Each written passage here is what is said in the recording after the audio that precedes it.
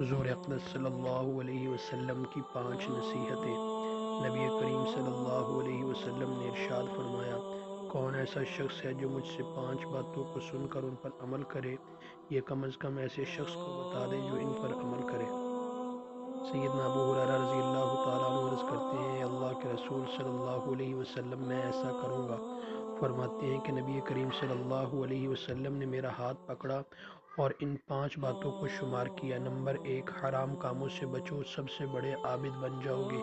Number 2، اللہ کی تقسیم پر راضی رہو، سب سے بڑے غنی بن جاؤ گے۔